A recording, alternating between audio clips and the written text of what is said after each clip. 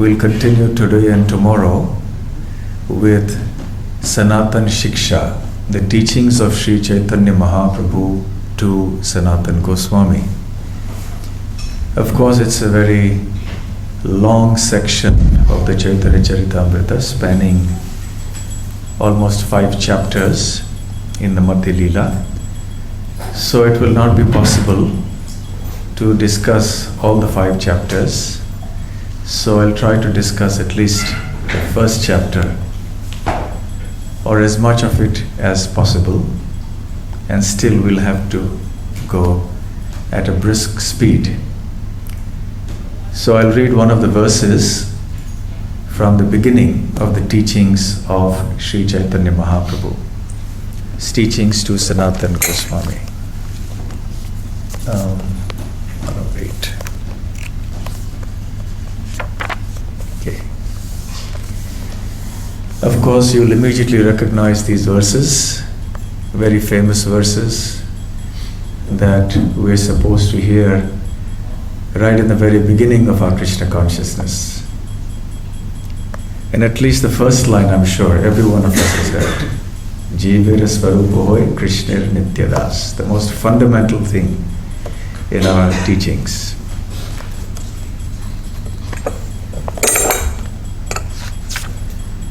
Jivira Swarupa Hoy Krishnir Nityadas, Krishnira Tatastha Shakti Bheda Bheda Prakash, Suryamsha Kirana Jai Che Agni Jwala Chai, Swabhavika Krishna Tina Prakara Shakti Hai,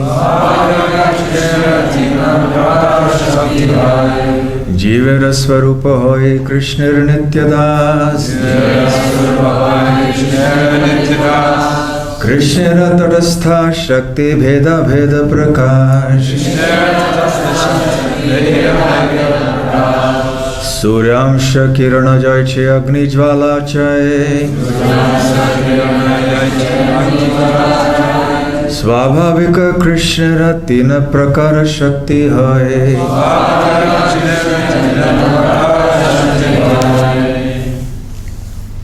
Please chant. Jivera Swarupa Hoy Krishna Nityadas, Jivera Swarupa Hoy Krishna Nityadas, Krishna Tatastha Shakti Bheda Bheda Prakash, Krishna Tatastha Shakti Bheda Bheda Prakash, Suryamsha Kirana Jai Che Agni Jwala Chai, Suryamsha Kirana Jai Che Agni Jwala Chai, Swabhavika Krishna Tina Prakara Shakti Hai, Swabhavika Krishna Tina Prakara Shakti Hai. Jivera Swarupa Hoya Krishnira Nityadasa, Jivera Swarupa Hoy Krishna Nityadas, Krishnira Tatastha Shakti Bheda Bheda Prakash, Krishnira Tatastha Shakti Bheda Bheda Prakash, Suryamsha Kirana Yache Agni Jwala Chaya, Suryamsha Kirana Yache Agni Jwala Chaya, Swabhavika Krishnira Tina Prakara Shakti Haya, Swabhavika Krishnira Tina Prakara Shakti Hai. Anyone?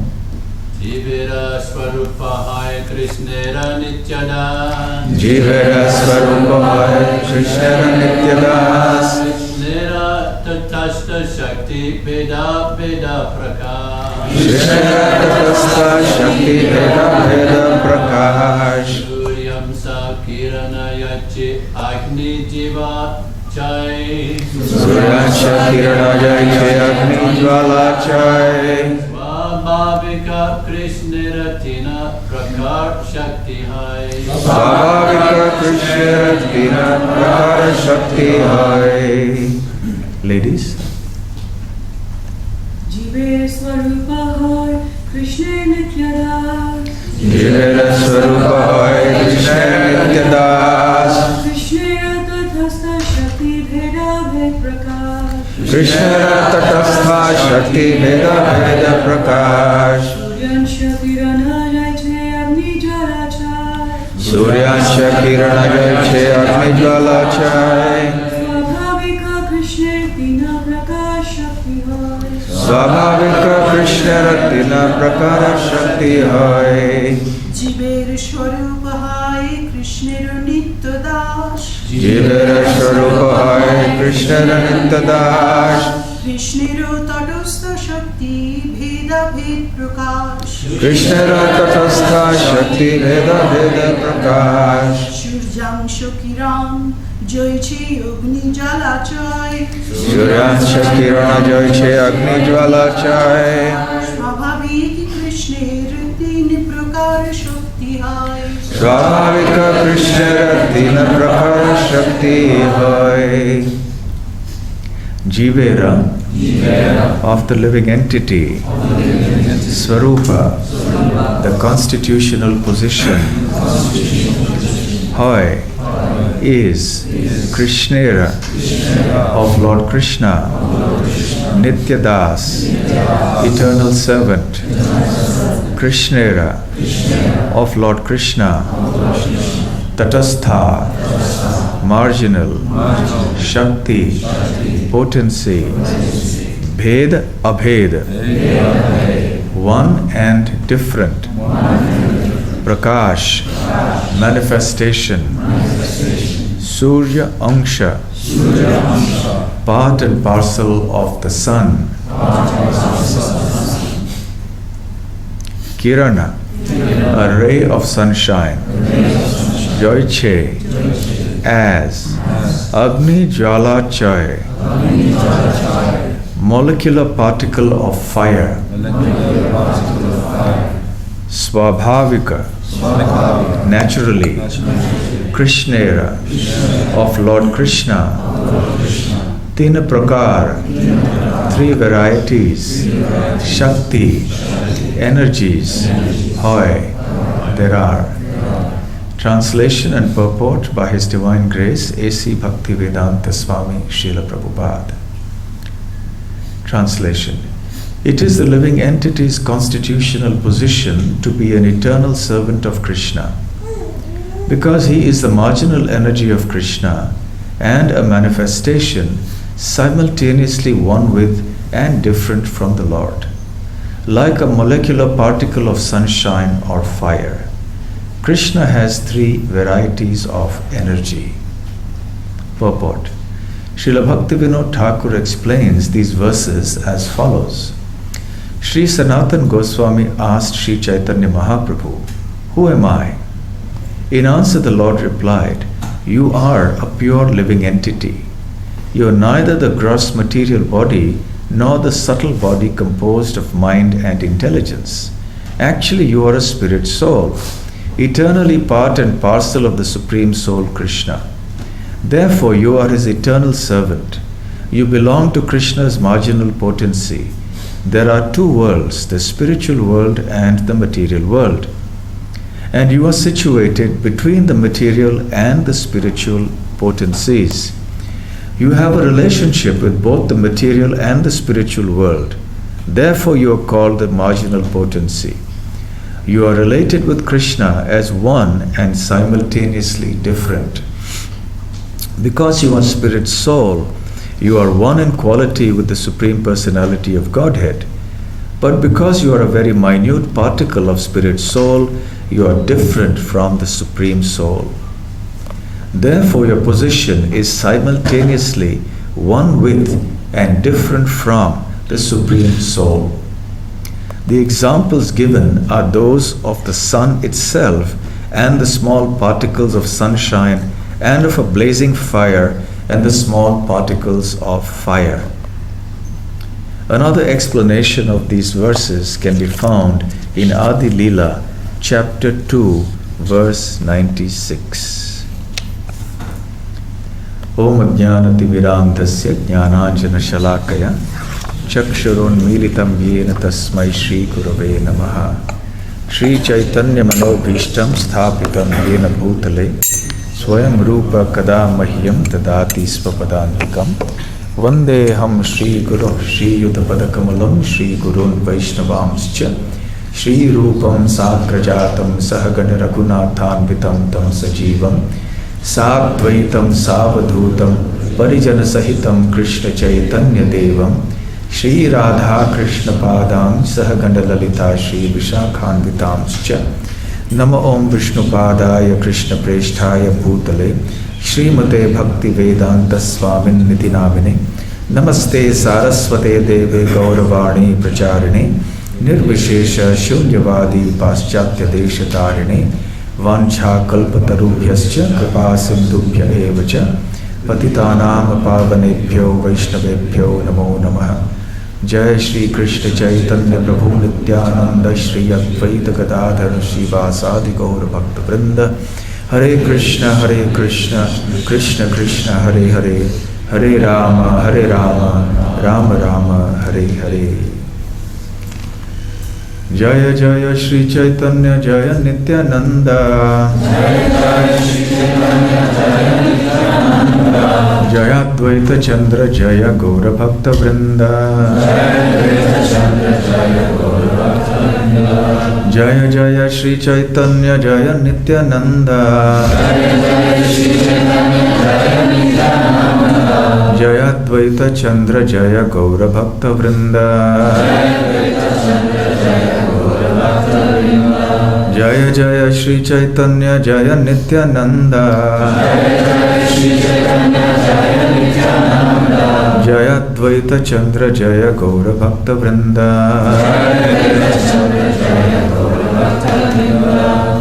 Hare Krishna. I was reflecting this morning on what topic to speak because I thought Sanatan Goswami's topic was over yesterday, but they said no, you can continue on Sanatan Goswami. So there was a choice of discussing some pastimes or some philosophy, and I chose discussing philosophy. I think we don't have enough of that. We don't have enough of the pastimes as well. But sometimes, or often actually, hearing just pure philosophy is very important. Regardless of various other, shall we say, inclinations to hear of how will it apply to my life, what practical things come out of it, etc. Practical things will automatically come out of pure philosophy. And hearing pure philosophy is the most practical thing we can do. Because you sit and hear, or we sit and read, or we sit and speak. So trying to absorb the mind in such transcendental knowledge is very important. We can reflect at this time about Rupa Goswami sitting for 10 days and hearing from Mahaprabhu. Sanatan Goswami sitting and hearing for 2 months consecutively from Mahaprabhu. Mahaprabhu himself sitting and hearing for 7 days from Sarvabhauma Bhattacharya and then speaking. So this is our process. Sit and hear. So a very sublime process. And in the process of hearing, we hear what was spoken before. And we present it as it is. That's the best thing to do, the safest process. Yesterday, briefly, in the discussion on the glories of Sanatan Goswami, we just casually or very briefly mentioned that these teachings called Sanatan Shiksha happened in Varanasi when Sanatan Goswami managed to escape the prison in which he was placed by the Nawab Hussain Shah, and he somehow or the other, with some difficulty, managed to reach Varanasi. Mahaprabhu gave him some initial teachings. By an indication, he made him give up his very expensive, opulent-looking blanket, his quilt, and he also made him shave up. He had long hair, a long beard and everything, and he made him shave up. A good instruction for many of our devotees today who want to grow long hair, beards, etc. The Vaishnava system is to be clean shaven. It's better. No need for mustache and beard and various types of fashionable hair. So he made him clean shaven. And now Mahaprabhu Sanatan Goswami was ready to hear. There's some preparation required for hearing. Well, hearing is nice because anyone can hear. Yes, that's true. But if you really want to get seriously into hearing, there's some preparation required. The preparation is essentially mental, but that mental also manifests in the physical platform. So we have to also come into a certain physical situation also to facilitate hearing nicely. So, when we come to hear, what should be our attitude? That's also exhibited or demonstrated by Sanatan Goswami. When Sanatan Goswami appeared in front of Mahaprabhu, being clean shaven, having given up that expensive blanket, and donning only the Bahirvas and the Uttariya. Bahirvas is the loincloth that's worn above the cowpea, and the Uttariya is the cloth on the top. So being suitably adorned, Sanatan Goswami came there, and he took a very humble position. In the process of hearing, it is very important to take the humble position. Of course, the discussion format that is popular these days also has its utility because it enhances understanding. At the same time, the traditional process is speaking. Someone speaks, someone hears. And the one who speaks will also hear at some other time when somebody else speaks and he sits and hears. But basically, speaking and hearing is the process. And one who's speaking also speaks in a mood of humility because he understands that he is representing the principle of the Guru Tattva. He is representing Vyasadeva. It was his appearance day yesterday, Guru Purnima. And this seat is called Vyasa Asan, the Asan or the seat of Vyasa. So no one who sits on the seat should speak anything that is not in keeping with the teachings of the original person who was entitled to sit on this seat, Vyasadeva. So one cannot deviate from the Vedic teachings. One has to speak in accordance with that. So the speaker speaks in all humility, simply representing the teachings of the previous acharyas, representing the teachings of Krishna coming through the scriptures, and the listeners also hear in a mood of similar humility. So, being pleased with Sanatan Goswami's humility, Sri Caitanya Mahaprabhu bestowed his causeless mercy upon him. And it is because Mahaprabhu bestowed his mercy that Sanatan Goswami got the capacity to ask the right questions and to hear those answers properly. Of course, Sanatan Goswami is an eternal associate of the Lord, but he is playing the part of a spiritual seeker, of a sadhaka, even though he is a perfected soul, and this is for our benefit. So these teachings actually span 5 chapters, almost completely 5 chapters of the Madhya Leela of the Chaitanya Charitamrita, starting with chapter 20 and going through till the end of chapter 24. It took 2 months. So one can estimate that even these 5 chapters are not a reproduction of those teachings verbatim. Even this must be some kind of summarized presentation that Krishnadas Kaviraj Goswami is giving. Even the 10 days of teachings to Rupa Goswami have been summarized in the 19th chapter of the Madhya Leela, just the chapter previous to this. Imagine what we can speak in 10 days. Try to make a transcript of a 1-hour lecture. It can be several pages, And here we have 10 days to Rupa Goswami, so the teachings must have been quite extensive.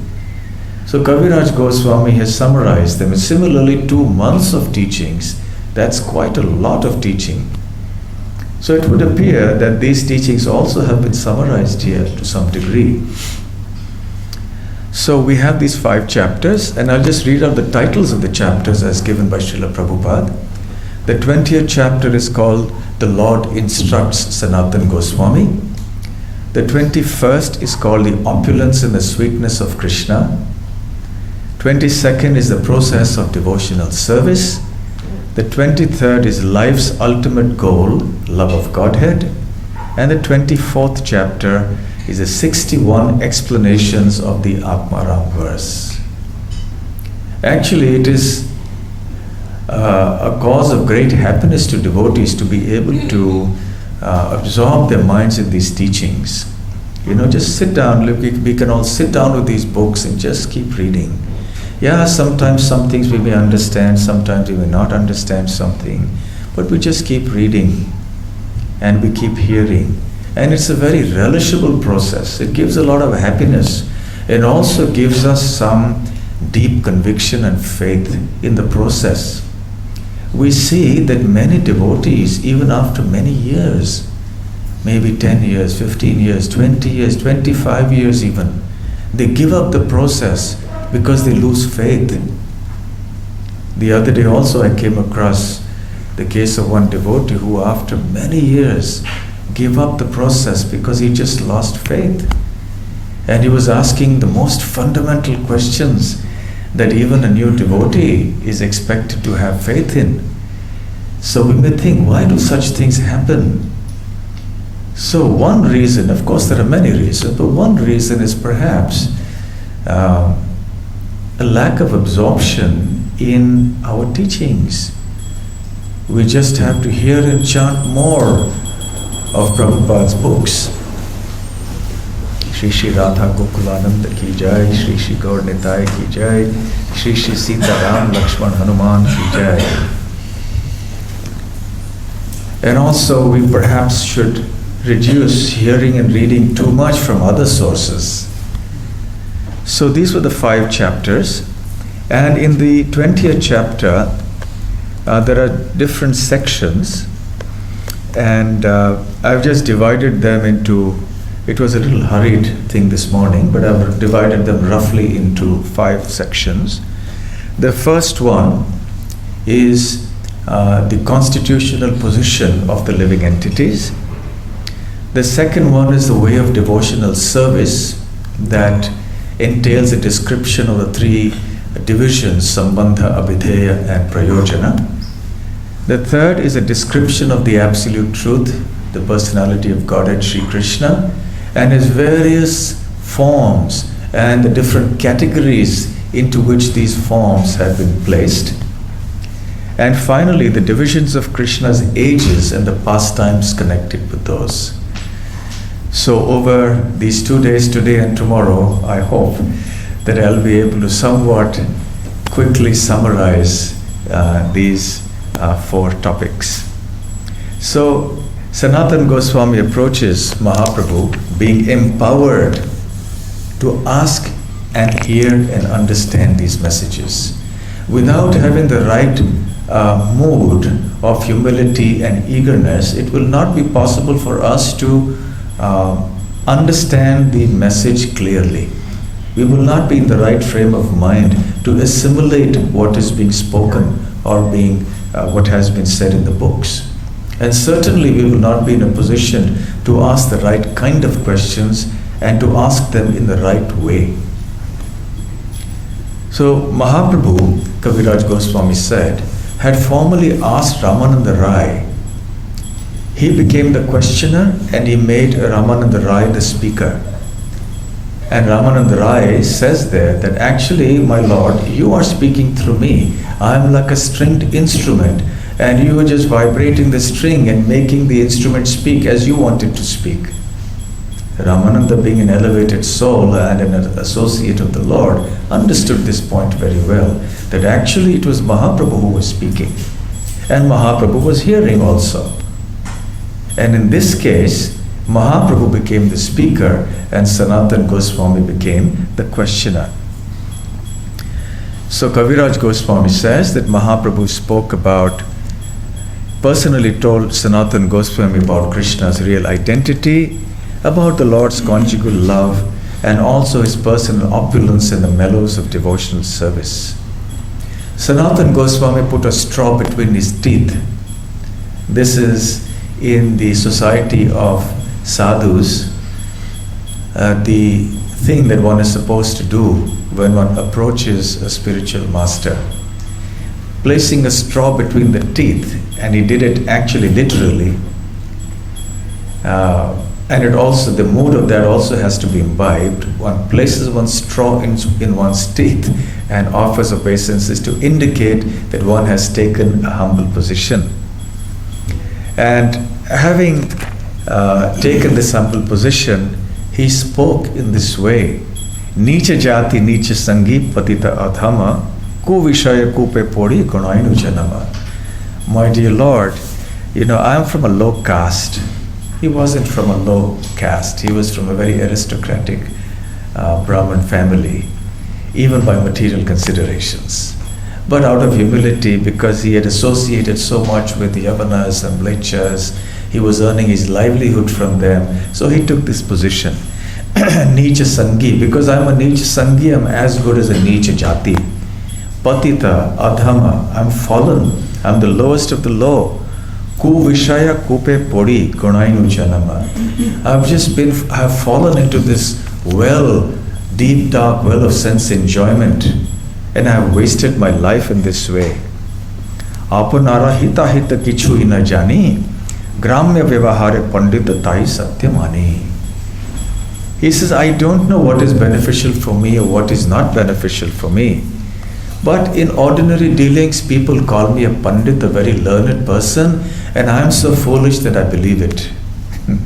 When people say that, oh, you're such a great scholar, I actually believe what they're saying. So Sanatan Goswami is teaching us how we should think. Somebody comes and says, Prabhu, you did this so nicely, we shouldn't believe it. We may sometimes genuinely speak these words to other devotees to encourage them or to genuinely appreciate them. But when others do the same to us, we shouldn't take it too seriously. We should accept it as something that is a test for us. Do we really believe it or not? So Sanatan Goswami thinks in his humility that he doesn't have any of these qualifications, and still people call him all of these things. It's only out of your causeless mercy, O Lord, that you have delivered me from this materialistic path. Now please tell me, Kaho kartabbo amar, what is my duty? Ke ami, kyane amar jada tapatraye. He asked the most basic question, Ke ami, who am I? Kyane amar jada tapatraya. Why these tapatraya, these threefold miseries are afflicting me? I want to know the answer to this question. Iha nahi jani, kemana hito hoy. I don't even know this basic knowledge. How can I benefit myself in something? So, sadha sadhana tattva puchite na jani, kripa kori shabha tattva kaho tu apani. I do not know what is the goal of life and what is the means by which one should obtain that goal of life. So these two words are very important for us. Sadhya, sadhana. Sadhya means the goal, and the sadhana means the process to attain that goal. So Sanatan Goswami says, I have information of neither. I don't know what is the goal of life, and I don't know the process of attaining it. Of course, if one doesn't know what the goal of life is, there's no question of knowing the process of attaining it. So please be merciful unto me and give me this information. Mahaprabhu was extremely pleased with Sanatan Goswami's mood of humility. And he said, Sanatan, the Lord has already bestowed his mercy upon you. Krishna kripa tomate purna hoy. Already Krishna has bestowed his mercy upon you. Sava tattva jano tomar nahi tapatraye. You already know these truths. and the threefold miseries cannot afflict you, and for you they do not exist. Krishna Shakti dhara tume jano tattva bhav, jani dardhya lagi puche sadhura svabhav. He says, because you possess Krishna's potency, you certainly know all these things, but because you are a sadhu, and it is the nature of a sadhu to inquire, even though he knows certain things, therefore out of strictness in keeping with the nature or the duty or the code of conduct of a sadhu, you are asking me these very fundamental questions, which you already know the answers to. Those who are eager to awaken their spiritual consciousness and who have thus unflinching, unmotivated intelligence certainly attain the desired goal very soon. My dear Sanatan, you are perfectly fit to propagate the cult of devotional service. Therefore, gradually hear all the truths about it from me. I shall tell you about them. Then Mahaprabhu speaks these opening lines of the teachings. So Mahaprabhu's teachings actually begin here. What is our identity? Nowadays, when we are speaking to people, especially in the West, the word spirituality is very common. We refer to it as Krishna consciousness and devotional service, bhakti, yoga, etc. But a commonly used word is spirituality. And just the other day, I was at a program and I was asked the question, what is spirituality? So it's a very basic question. And we don't find a direct answer exactly to this, but we find it in so many different ways. And I define spirituality as the process of reviving our original nature, which is beyond this material body. Spirituality essentially deals with the answers to three questions. What is our true identity? What does it mean to be situated in one's true identity? And number three, how does one get there? That's all. Spirituality is a subject that deals with these three questions. I'll repeat them. What is our true identity? What does it mean to be situated in one's true identity? And how does one get there? So spirituality gives us these answers. And when we go deeper, we understand the process of spirituality to be non-different from Krishna consciousness. So Mahaprabhu is going to speak about these topics, but he starts with the fundamental question of one's true identity. And so he says that yes, Jivera Svarupa Hoy Krishna Nityadas, that the living entity is an eternal servant of Krishna. Krishna Tatastha Shakti Veda Veda Prakash. So we are the marginal energy of Krishna. And we are his marginal potency, and we are eternally his part and parcel. Suryansha Kirana Jaiche Agni Jwala Jai. Just like there is a molecular particle of the sunshine or a spark of the fire, similarly we are a particle of Krishna's spiritual energy. We are a spark of the flame that is Krishna, or Krishna's spiritual energy. So he makes clear the identity of the spirit soul. Just as the illumination of a fire which is situated in one place is spread all over, the energies of the Supreme Personality of Godhead, Parabrahma, are spread all over the universe. And he explains that Krishna has three divisions of his energies. There is the spiritual energy, the material energy, and the marginal potency, which is Krishna, which is the spirit soul, I beg your pardon. So originally Krishna's energy is spiritual, and the energy known as the living entity is also spiritual. However, the living entity comes under the control of the illusory energy and forgets his nature. And because the living entity in the material world is covered over by the material energy to different degrees, so therefore we see the different forms of life who exhibit their consciousness to varying degrees. So in some living entities, and even within the same species in different living entities, we see different degrees to which one is freed from the influence of this covering. And he goes on then to speak about how the living entity goes through different situations in this material world. Sometimes in the higher planets, sometimes in the lower planets, sometimes in one type of species, sometimes in another type of species, etc. And he gives the example, Danya Jane Raja Jano Nodite Chubai.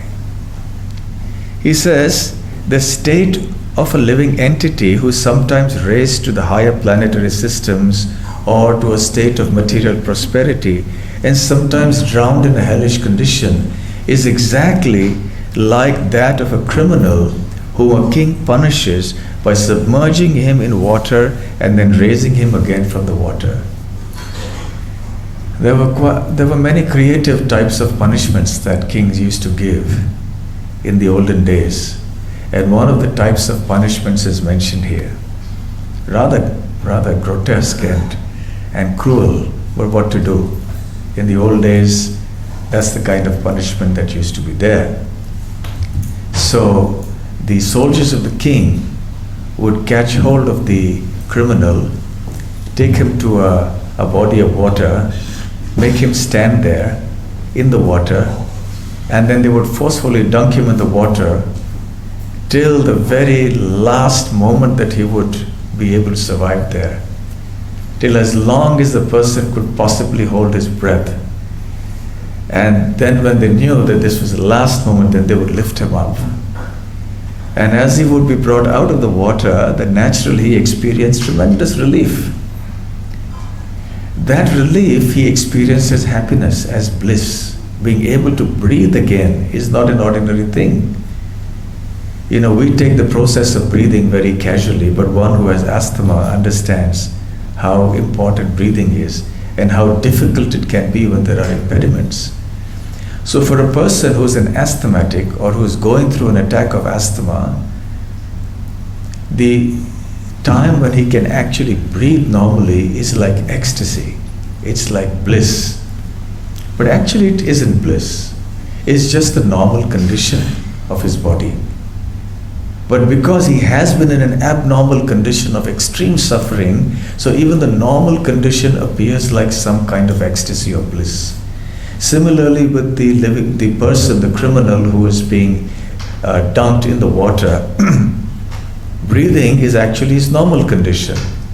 But now when he's placed under the water, there is enormous pain. And when he's brought out again, that normal condition seems like bliss to him. So similarly, in this material world, we may experience heavenly delights by going to Swargaloka, being with the Apsaras, and drinking Somaras, and all of that. And that may seem to be bliss. Or even on the earth planet, we may enjoy various types of pleasures and we think this is it, this is happiness.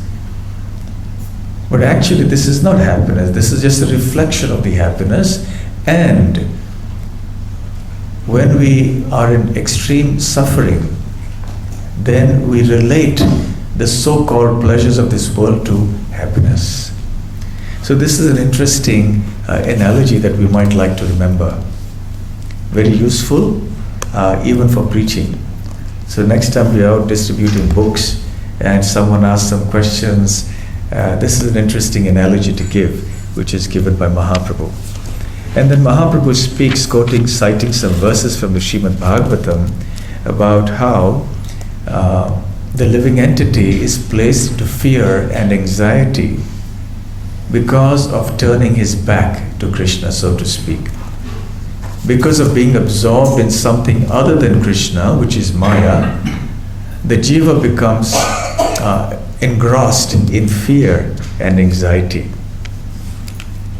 But there is a way out. And the living entity cannot do it on its own.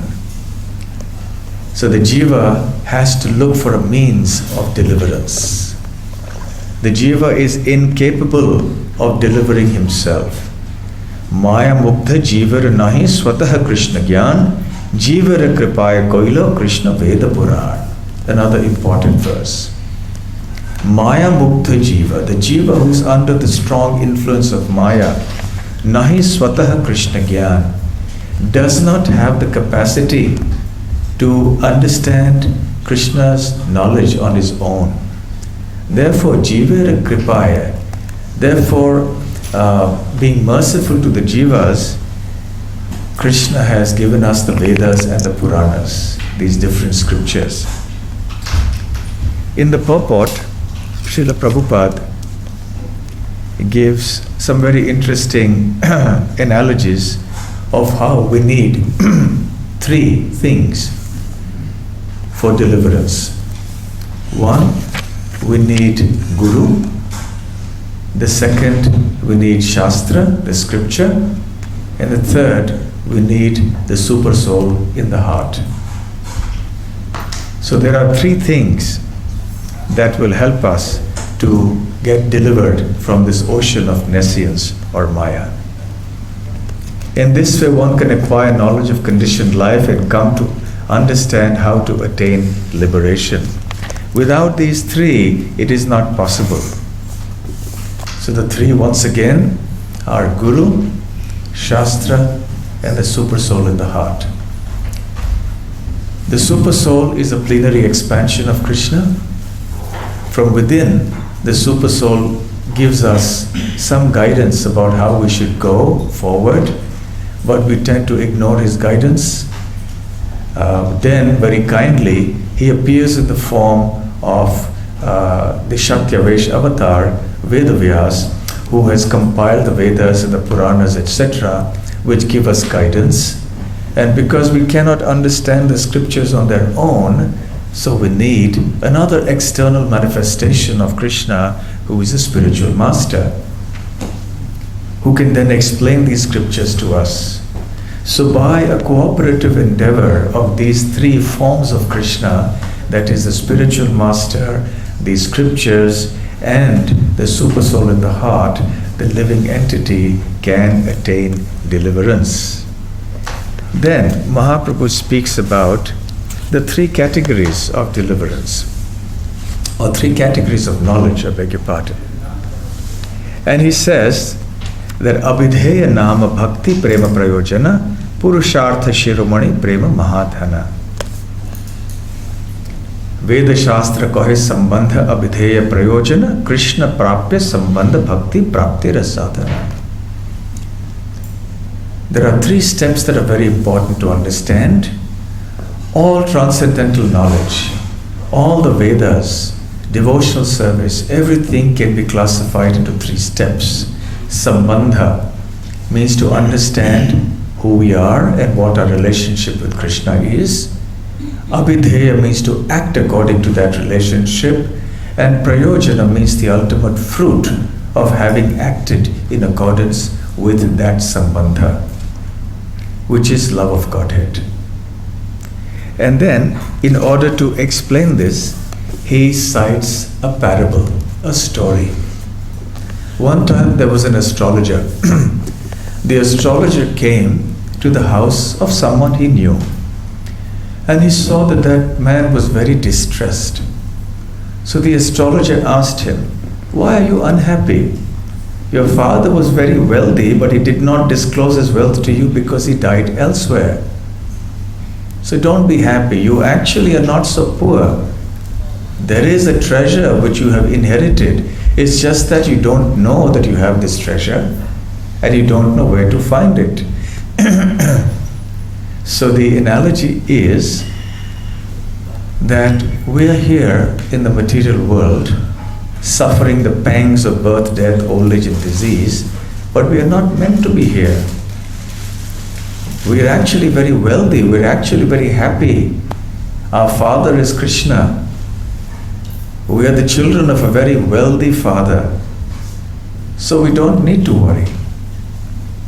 Someone who is poor has somehow got distanced from a very rich father, has only to be reminded, look, your father is very rich.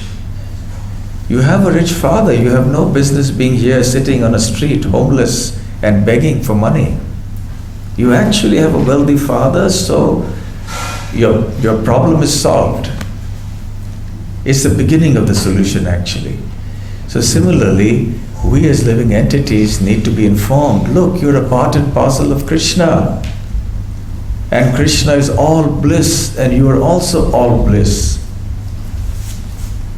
So therefore, this is the first step. But it's not enough. It's not enough to be told that your father is very rich and he's left you a great amount of wealth. The next logical question is, where can I find that wealth? What good does it do to me to just be told you have wealth but not to tell me where the wealth is? So that's the next question. So when the poor man is informed that you have a wealthy father, that's Sambandha Gyan. The living entity is informed of his true identity, his true position. And then, what do I do? Where do I find that treasure? And what do I do to excavate that treasure from wherever it has been buried? That is abhideya. That is the process of devotional service. And then finally, what happens when the poor man finds that wealth? When he's directed to the right place where his father has dug that wealth, and he gets hold of that wealth, now he enjoys life and experiences all sorts of material pleasures and happiness. So similarly, when we find the treasure of Krishna, what is the fruit of that ultimately? Just like that poor man experiences the happiness of wealth, material happiness. Similarly, the aspiring devotee, having found Krishna, experiences the joy of Krishna Prema, pure love of Godhead. So in this connection, he tells the parable. He says that, remember, I'll read that section, so it's interesting. Why are you unhappy? Your father was very wealthy, but he did not disclose his wealth to you because he died elsewhere. Just as the words of the astrologer Sarvagya gave news of the poor man's treasure, the Vedic literatures advise one about Krishna consciousness when one is inquisitive to know why he is in a distressed material condition. The treasure is in this place, but if you dig towards the southern side, the wasps and drones will arise and you will not get your treasure.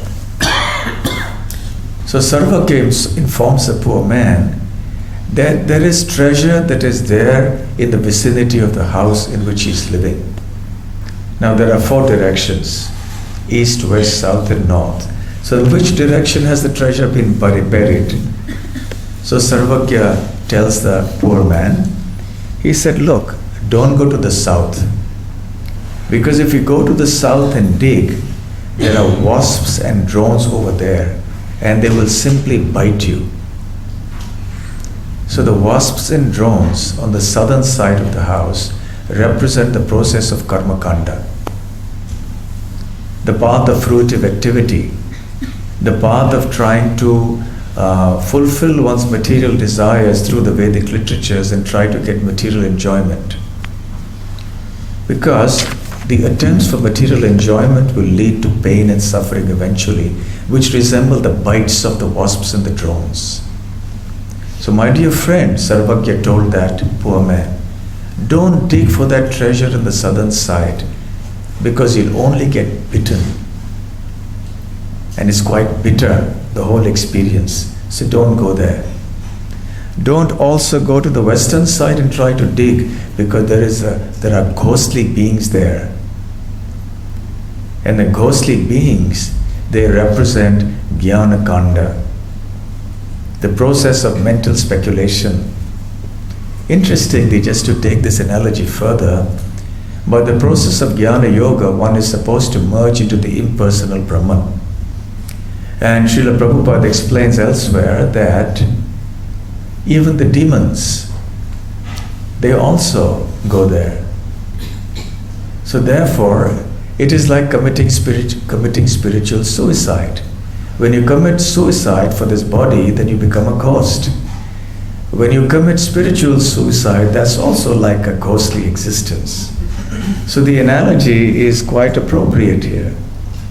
So when you dig in the western side of the house, my dear poor man, you will find ghosts who will come and haunt you and create enormous anxieties for you in your mind. So don't dig in the western side. Don't even go and dig in the northern side, because in the northern side you will find a big black snake that is waiting to devour you. That is Kaivalya, the process of mystic yoga. When you follow the process of mystic yoga, you also want to merge into that impersonal. You want to become the Lord. So that also is a very destructive process. So don't go there. That is a process of Ashtanga Yoga, the mystic yoga process. But if you dig on the eastern side, you will find the treasure. And that treasure is called Bhakti Yoga. You will be able to attain that treasure. So the process, this represents the process of Abhidheya. So Abhidheya means to dig in the right place. To understand that Bhakti Yoga is the real process, and you start executing, you start digging, and then you get that treasure. And finally, once you get that treasure, then you enjoy it. That is prayojana, which means you enjoy the transcendental bliss of Krishna consciousness. You get Krishna prema. So in this way, the parable of Sarvagya is very instructive. So digging in the eastern direction means that we can get Krishna consciousness and ultimate love of Godhead. So the three steps, Sambandha, Abhidheya and Prayojan, have been summarized in this little parable. So what I'll do is I'll ask a volunteer from amongst you to explain the parable and to describe how it explains Sambandha, Abhidheya and Prayojana. Any volunteers? Through this simple analogy and the parable. Want to try?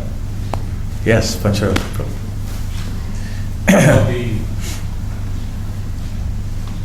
The parable, it begins by describing the situation of the jiva that is unaware of his actual position. Yes. Because he's thinking he's poor, he's without anything, but he actually has a great treasure. Yes. Because his father is actually very wealthy. Yes. But he doesn't know where that treasure is. So the first part is the sambandha of understanding who I am. I am actually the son of a great wealthy man. Yes. And I actually have all this riches that is stored somewhere, but where is it? That's the yes. Where is it? So that comes then to the Abhidheya. Well, how do I find this treasure? So then there are four directions to go. And in those four directions which are described, one direction is going to actually give so much disturbance. You will not find the treasure, and you will actually actually, you'll Bitten. find even more suffering. Yes. Because you'll be bitten and stung by the wasp and the drones. So don't go in that direction, which is the southern, I think. Yes. Southern direction. Yes, karma kanda. Karma kanda. So then, the other direction, if you go in the western direction, then you will also have you'll meet with ghosts, and the ghost analogy is you get the jnana kanda path, because you actually become even more bewildered. You'll lose sight. You'll lose yourself. You'll lose your identity. Even your awareness. You're lost in the maze of speculation. Yes. And then, so don't go in the west, and then don't also go in the north, because there the path of simply austerity and tapasya and renunciation and great effort to acquire yogic power, the yogic siddhi power, because that will also you'll end up frustrated. So there's only one way to go. And what's there? And what is there when you go in the eastern path, where you surrender to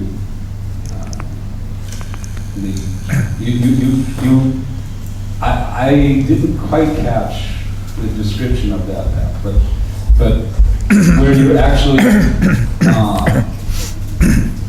opening yourself to the revelation of that treasure, where it is, not thinking you're going to get it on your own, but that it has to be revealed to you. Then you will find it, because the treasure will be revealed, and then you can obtain it, and then you can enjoy it by practicing. Thank you, Pancharatna Prabhu. I think you deserve the Mahaprasadam plate that will come shortly. That was put very eloquently summarized. In the eastern side, we have the treasure. So the process of abhidheya is like the process of digging for that treasure, because at least you're going in the right direction. You're not going to Jnana Kanda and the other kandas. You're digging in the right direction, you're moving, and the treasure is there, you know it. And then you're still digging and you can see it, and then when you actually obtain that treasure and then you spend it and enjoy it, that's like Krishna Prema. And the process of trying to acquire it is abhidheya. Excellent. Thank you very much, Pancharatna Prabhu. So that's the whole parable summarized. So the whole summary of Sambandha, Abhidheya and Prayojana, our identity and our ultimate goal of life, is all in this very simple parable. So I suggest we all try to remember this little story, very easy to remember, and we'll know about the goal of life. Is there any other comment or question? Yes. I had a question, because it's interesting that Mahaprabhu begins here, and whereas Sri Krishna in the Gita begins a little step earlier, because he's explaining to Arjuna that you are Jiva. Here it seems that Mahaprabhu has skipped ahead and said, assuming, or you could say that, well, Sanatan understands that he's not his material body, whereas Krishna begins explaining to Arjuna that you're not the body. So is this, how is that playing in here? No, actually he begins by speaking about, Krishna tatastha shakti bheda bheda prakash. Also Krishna is, he talks about the soul, right? Suryansha kirana jaichya agni jvala chai, etc. He speaks about the living entity as the spirit soul, as a marginal energy of Krishna. He introduces Krishna right in the beginning. That's there. But the soul in relation to Krishna. And also, previous to this, in his teachings to Rupa Goswami, he does talk about the individual spirit soul at some length. That's the fundamental thing to Rupa Goswami. And that happened before in Prayag. And following that, in these teachings, he also starts from the very basics. And then he's going to take it to stratospheric levels as we go on and reach the final chapters. It's way out there. Yes, Sutta Prabhu. Mike, please. So tomorrow we'll talk about the description of the Absolute Truth and its various forms, and we'll see how far we get tomorrow. Yes. Just with regards to philosophy, Srila Prabhupada often talks about Guru Sadhu Shastra as a check and balance to make sure everything is in line. At the same time, we understand that access to any of these needs to go through the other. Like, for example, Mahabharata says, Tarko Pratishta Shruta Yogamina. You can't understand Shastra, it's in the heart of the devotee. The Dharma is hidden within the heart. So you have to go through a Vaishnava to understand Shastra. So how do we reconcile these two things, that Guru Sadhu Shastra are on one hand a check and balance, but on the other hand, access to any of one of them is required through the other, so they're all interdependent as well? Yes, certainly they are interdependent, interrelated rather, they are interrelated. Because after all, whatever the Guru speaks has to be according to Sadhu and Shastra. Whatever the Sadhu says will also be according to Shastra and according to his Guru. And whatever the Shastra says will be repeated by the Guru and the Sadhus. So it's three tripods, so to speak, on which the process of Vedic understanding rests. Vedic realization depends on these three. For our navigational purposes, we need this. We have the GPS for navigating around London, but for navigating to the spiritual world, we have the GSS, the Guru Sadhu Shastra. Yes. Yes, so we need all three together. Otherwise, we won't know which is which is the correct Shastra. Someone comes and says, this is the correct Shastra. Or there are many types of Shastras. Someone may say, well, this Karma Kanda Shastra is the goal of life. You must follow that. Right? So which Shastra to follow? So it's dependent. So we must begin with Guru, is that the way? Because otherwise, how do you have independent access to Shastra if you don't begin with Guru? Yes, but even to understand Guru, you need a bit of Shastra. You need to know a little, as Prabhupada says, if you want to buy gold in the marketplace, you must have some understanding of what gold is. You may not be expert like a jeweler, but you should have some understanding. Similarly, even in trying to find a guru, one should have some understanding of what a guru is supposed to be. So a little amount of understanding of all these is essential. So it has to be an informed thing. We have to go with our eyes open. It may be that somebody is fortunate without this understanding to just go and find the right person, but he's lucky. But it can't be the general rule, because if one does it on a sentimental basis, there's every likelihood one may take a wrong decision. One may go for charisma, one may go for something else, right? So in other words, the responsibility rests with the seeker, with the aspirant. The aspirant has to get a little well-informed, even to identify who should be the guru. And there are so many types of gurus speaking different kinds of philosophies. It's mind-boggling. So which guru should you approach? And ultimately, all of these will depend on one's sanskars from previous lives. You know, there is our inclination. We all have a certain disposition towards a certain type of realization, and will be drawn towards that type of a guru or that type of a philosophy or a path. So it's also connected to our past. So therefore somebody is immediately, he fancies a one type of person, this is my guru, and someone else, something else clicks for someone. Even with basic philosophical understanding, something clicks for someone, something it doesn't click for somebody else because of the sanskars. Someone has jnana bija, someone has yoga bija, someone has karma bija, someone has bhakti bija. So one in whose sanskaras, the bhakti bija is more prominent, that fortunate person will be attracted to the devotional service path. Right? Yes, go ahead. The question regarding the Goswamis. This is letter of Prabhupada, also a letter where he said Rupa and Raghunath Goswamis are Nityasiddhis and the other ones are Sadhana Siddhis. It seems to be like some people just look at this and they can't really think what to make of it. Some other Gaudiya Vaishnavas say they're all Nityasiddhis. Just wonder how to see it. There's a technical difference.